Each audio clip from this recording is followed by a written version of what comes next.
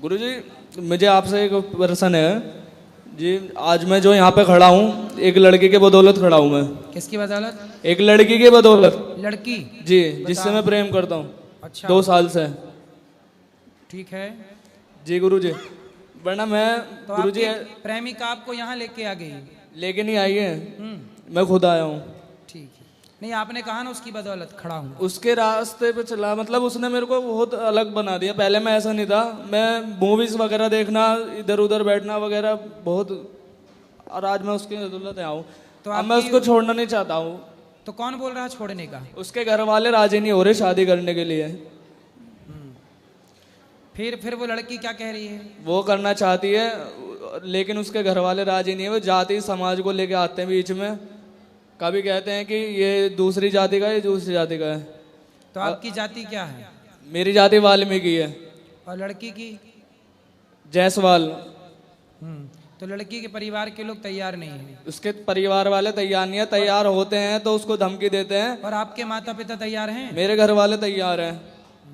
उसके घर वाले तैयार होते हैं तो कहते हैं कि अगर तू इसके साथ जाएगी तो यहाँ पे मत आ जाना, हमारे लिए तू मर गए, इस घर में मत आ जाना बिल्कुल भी। कौन? लड़की के माता पिता? लड़की के माता पिता। तो अब आप लोग जब देखो लड़की के माँ बाप तैयार नहीं हैं, आप तैयार हैं और लड़की तैयार है, अब आप ही बताओ किस परिस्थिति में आपकी बेटी होती। माना कि, जरा सोच लो, माना कि आपकी बेटी होती और वो किसी लड़के से प्यार कर रही होती जैसे आपसे वो लड़की कर रही है, और वो लड़की किसी और से विवाह करना चाहती, तो आप पिता होते उस लड़की के, अब आपकी बेटी के, तो आप क्या करते हैं? आप करा देता हैं? मैं करा देता। करा देते। प्रेमानंद महाराज जी गुरुदेव जी हैं जो उन्होंने सवाल बताए थे कि जिस लड़के से एक बार प्रेम कर लिया उसको कभी छोड़ना नहीं चाहिए। तो मैं तो उनके कहे पे चल रहा हूँ। तो जब प्रेम किया था तब महाराज जी से पूछ के गए थे कि महाराज जी हम कर लें प्रेम? तब महाराज जी से पूछा था महाराज जी हम इनसे कर लें? नहीं जी। नहीं। जब कर लिया अब तो फिर उसके माँ बाप, आप बताइए उस लड़की पे आपका अधिकार ज्यादा है कि उसके माँ बाप का अधिकार ज्यादा है? माँ बाप का अधिकार ज्यादा है। मैं तो उसको कुछ कहता ही नहीं। मैं तो कहता हूँ कि अपने घर वालों से बात करो, लेकिन घर वाले उसके बार बार इस तरीके की बातें बोलते हैं। यदि घर वाले तैयार हो जाएं, सब राजी मर्जी है तो कर लेने में कोई बुराई नहीं है। राजी है उनकी, लेकिन बस वे समाज का डर ले रहे हैं कि जातियों के समाज का। आपको ये समझना चाहिए कि सब राजी मर्जी है तो कोई दिक्कत नहीं, पर लड़की के माता पिता राजी मर्जी नहीं है तो फिर नहीं करना चाहिए, क्योंकि लड़की पर या लड़के पर आपसे ज्यादा और किसी लड़की से ज्यादा आपके माता पिता का अधिकार है। ऐसे किसी भी लड़की पर, जब आपकी बेटी होगी ना तो उस बेटी पर आपका अधिकार ज्यादा होगा। आप मतलब आप माँ बाप का। तो लड़की पर किसका अधिकार ज्यादा है? माँ बाप का। इसलिए उसके माँ बाप की राजी मर्जी होना यही धर्म है। बस यही धर्म है। मैं तो इसी धर्म के अनुसार चल रहा हूँ। मैं किसी और लड़की की तरफ आंख उठा के नहीं देखेगा। अगर उसके घर वाले राजी हो गए ठीक है, वरना मैं आपकी शरण में आ जाऊंगा हमेशा के लिए। ठीक है, ठीक है, अच्छा है, बात कर लो। भगवान करे आपका जीवन सुखी रहे, सुखमय जीवन। गुरु जी को कोटि कोटि प्रणाम जी। मेरा प्रश्न ये है कि मैं नोएडा के भंगेल गांव से बिलोंग करता हूँ जी। और मेरा प्रश्न ये है कि मेरे अंदर ना, जैसे उन भाई ने बोला कि क्रोध बहुत ज़्यादा मेरे को आ जाता है, मेरे को भी आता है, पर मैं कभी किसी पे चिल्लाता नहीं हूँ। ऐसे कि जैसे पापा पे चिल्ला दिया, मम्मी पे या बहन पे चिल्ला दिया। होता क्या है कि पापा कभी कभी होता है ना कि बिना वजह चिल्ला देते हैं, पिता बेटे के ऊपर ऐसे ही चिल्ला देते हैं, कभी कभी किसी और का गुस्सा उतार देते हैं। सही है। तो मेरा मन करता है कि मैं भी उनको बोल दूं कुछ अचानक से एकदम कि ऐसे करके मैं अपने आप को कंट्रोल कर लेता हूँ उस टाइम। तो फिर बाद में सोचता हूँ कि मैंने ऐसा नहीं बोला, मैंने अच्छा किया। तो इस चीज़ का ना, वो चीज़ कंट्रोल नहीं हो रही है, तो उसको कंट्रोल कैसे करूँ मैं समझ में नहीं आ रहा। तो आपके पिताजी आपको डांटते रहते हैं? नहीं, ऐसा नहीं है कि डांटते रहते हैं, मतलब डांटते हैं कभी कभी। मतलब ऐसा होता है ना कि मेरे अंदर भी पिताजी, मेरे पिताजी के जीन्स हैं मेरे अंदर भी। सही है। तो उस चीज़ का मेरे को दिखाई देता है कि मेरे जैसे मैं गुस्सा करता हूँ ना दांत भींच के, तो मेरे पापा भी ऐसे ही करते हैं। तो उस चीज़ को सोच के मैं मतलब भूल जाता हूँ कि छोड़ो क्या बोलूँ। हाँ, तो पिता को क्या जवाब देना है? कोई जवाब जरूरत नहीं है। पिता को बोलने दीजिए, आप कुछ मत बोलिए। उस समय आपकी समझदारी यही है कि आप चुप रहें। तो ये चीज़ आगे के लिए कंट्रोल नहीं हो रही ना, मैंने बहुत बार कोशिश भी कर ली। देखो, जो व्यक्ति अपने को कंट्रोल नहीं कर सकता वो सबको, समाज को क्या कंट्रोल करेगा? इसलिए किसी को ना जानो, किसी को ना जीतो। जानना है तो खुद को जानो और जीतना है तो स्वयं को जीतो। हम अपने क्रोध को जीतें, यही तो चुनौती है। इंसान के आगे चुनौती क्या है? मंगल तक जाना चुनौती नहीं है, चंद्रमा तक पहुंचना चुनौती नहीं है, स्वयं को जान लेना और स्वयं को जीत लेना चुनौती है। मंगल तक जाना, जो मंगल तक गए, चले गए, पूछिए उनसे कि क्या खुद को जीत पाए? खुद को जीत लेना मंगल पे जाने से, चंद्रमा पे जाने से ज्यादा कठिन काम स्वयं को जीत लेना है। जो स्वयं को जीत लेता है उसके जीवन में मंगल हो जाता है, उसे मंगल पे जाने की जरूरत नहीं है। धन्यवाद गुरुजी, धन्यवाद जी। गुरुजी आपके श्री चरणों में कोटि कोटि प्रणाम इस दासी का। जी। और गुरुजी मेरा प्रश्न ये है कि खाटू श्याम बाबा किस मतलब क्या कृष्ण से शीश कैसे दान दिया था? बर्बरीक जी ने भगवान से कहा कि हम कुछ ही बाणों में युद्ध जीत सकते हैं महाभारत का। तो भगवान ने कहा चलाओ, तो एक बाण से उन्होंने सारे पीपल के पत्तों पर छेद कर दिया। जी। तो भगवान ने कहा कि भाई तुम साथ किसका दोगे? तो उन्होंने कहा कि जो पक्ष हारने लग जाएगा उनका साथ दे देंगे। तो भगवान समझ गए कि हारेगा तो दुर्योधन, और आप जैसा योद्धा दुर्योधन का साथ देगा तो दुर्योधन की ताकत बढ़ेगी, वो मिसयूज करेगा ताकत का। तो सिर काट दिया भगवान ने। तो कटा हुआ सर पूरा महाभारत देखा। बाद में भगवान ने अपना नाम दे करके, मेरा नाम श्याम आज तुम्हें देता हूँ और तुम खाटू में जा कर के रहो और सदा मेरा स्मरण करते रहो, जो भक्त आए उन पर कृपा करते रहो। तो तब से नाम पड़ गया खाटू श्याम।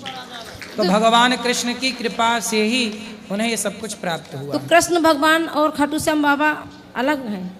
हाँ, अलग अलग हैं, अलग। पर भगवान ने अपनी ताकत, अपनी शक्ति और अपना नाम उन्हें दे दिया। वो बर्बरीक हैं, पर भगवान की शरण में भगवान के भक्त हैं वो, और भगवान ने फिर अपनी शक्ति प्रदान कर दी। गुरुजी आपको जो मैं स्टूडियो में देखती थी, न्यूज चैनल देखती, मुझे इतना दिल धक धक करता था।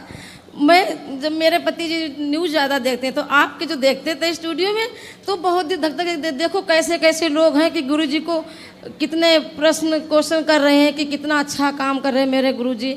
और गुरुजी मैं चरणोदक चाहती हूँ आपका, मैं आपका चरणोदक लेना चाहती हूँ। ठीक है मैया, आप तो आशीर्वाद दो। गुरुजी मैं सुबह आपका चरणोदक ले सकती हूँ? आप आशीर्वाद दो हमें, बस सेवा करते रहें बस।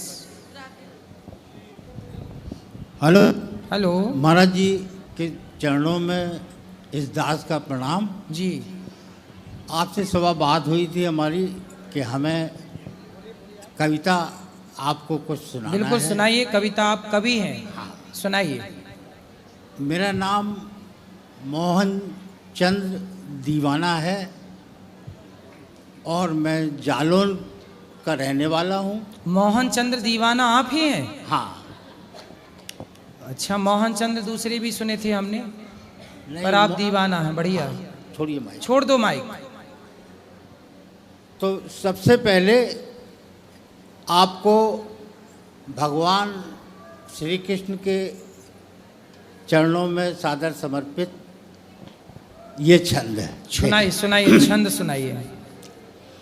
कोमल कपोल कारी कजरारी कोर कढ़ी, कोमल कपोल कारी कजरारी कोर कढ़ी, कुंचित है केश काले किशन कन्हाई के, भाल सोहे मुकुट वाह। मुकुट में मयूर पंख, कानन में कुंडल सुहावे यदुराई के, वाह।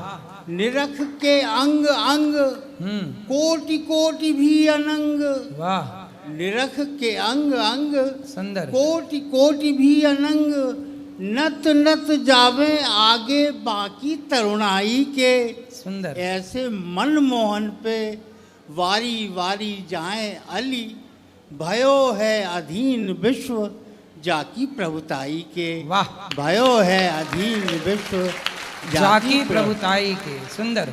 एक छंद राधा जी के चरणों में सुंदर। सादर समर्पित। 16 कला में परिपूर्ण है जो भली भांति, उनकी कला के बड़े कौतुक नवीन हैं। जिनके गुणों का करें गुणगान देव ऋषि, सुंदर, ऐसे गुणवान सर्वगुण में प्रवीण है। वाह, जिनके अधीन काम क्रोध मोह लोभ सृष्टि, जिनके अधीन जी जी, काम क्रोध मोह लोभ सृष्टि, वाह, ऐसे कर्म योगी कृष्ण सृष्टि में विलीन है। वाह, और सुंदर, धन्य धन्य वृष भानुजा, धन्य वृष भानुजा, बड़ी है बड़ भागनी तू, जो त्रिलोकी नाथ है वो भी तेरे अधीन है। वाह, वो भी तेरे अधीन, वो भी तेरे अधीन है, जो त्रिलोकनाथ है वो भी तेरे अधीन वो है। भी तेरे अधीन है। कुछ पंक्तियां अगर आज्ञा हो हाँ तो। हाँ, बहुत सुंदर सुना रहे। ये आपने लिखा है? हाँ, ये हमारा, ये आपकी रचना बा, बहुत बढ़िया कवि हैं आप, उच्च कोटि के। एक आध्यात्म चिंतन पे आप कुछ सुनाइए। पंक्तियां देखें। मैं ढूंढता रहा जिसे, मैं ढूंढता रहा जिसे वो आत्मा में है। वाह, मैं ढूंढता रहा जिसे वो आत्मा में है। सुंदर, मैं ढूंढता रहा जिसे वो आत्मा में है, परमात्मा का अंश ही जीवात्मा में है। वाह, परमात्मा का अंश ही जीवात्मा में है, जिसका प्रकाश सूर्य में है, चंद्रमा में है, जिसका प्रकाश सूर्य में है, सूर्य में है, चंद्रमा में है, और तारों में जगमगाए वही पूर्णिमा में है। तारों में जगमगाए वही पूर्णिमा में है। और महाराज जी, ये विशेष पंक्तियां आपके लिए हैं हाँ, कि अपराध अपराध लघु या दीर्घ हो, अपराध लघु या दीर्घ हो, अपराध लघु या दीर्घ हो, वो दंडनीय है। दंडनीय, अपराध लघु या दीर्घ हो, या दीर्घ हो, वो दंडनीय है। जी, क्षमता क्षमा तो बस उसी परमात्मा में है। वाह, क्षमता क्षमा तो बस उसी परमात्मा में है। और दीवानापन दीवानापन प्रभु के लिए व्यर्थ प्रदर्शन, दीवानापन प्रभु के लिए व्यर्थ प्रदर्शन, यदि मन महात्मा सा न धर्मात्मा में है। दीवानापन प्रभु के लिए व्यर्थ प्रदर्शन, यदि मन महात्मा सा न धर्मात्मा में है, तो दीवानापन प्रभु के लिए व्यर्थ। महाराज जी से एक निवेदन है हमारा कि हमें आपका नंबर चाहिए, अगर कभी भेंट कौन हो। सा नंबर? आपका मोबाइल नंबर। मोबाइल नंबर, ठीक है, ये पंडित जी अभी दे देंगे आपको नंबर। जी। बोलो। गुरुजी राधे राधे। जी, गुरुजी, हमारी शादी को 2-3 महीने हुए, हमारे पति ने छोड़ दिया हमको। क्यों? वो चाची के संग उसका संबंध है। चाची? हाँ अच्छा, हाँ, हमारी छोटी बच्ची भी है 1-1.5 साल की। शादी के 3 महीने हुए आपके हाँ और 1.5 साल की बच्ची हो गई? हाँ, मतलब अब 2 साल होने लगे गुरुजी। नहीं, आपकी शादी को कितने साल हुए? शादी के तो 2 साल हो गए। अभी तो बोला आपने 3 महीने। 2 साल हो गए, मतलब उनको छोड़े और साल भर में लड़की हुई है। अच्छा, मतलब शादी के 2 साल हो गए, जी गुरुजी। आपकी बेटी है। हाँ। और आपके पति ने 3 महीने पहले छोड़ दिया। हाँ ये बात है। जी गुरुजी। अच्छा, और वो पति आपके चाची के साथ रहते हैं? जी गुरुजी। तो चाचा नहीं है क्या? नहीं है, कहाँ गए? खत्म हो गए वो। ओ, तो चाची और ये सेट हो गए? जी गुरुजी, जब गुड़िया भी हुई थी तो नहीं आए हैं।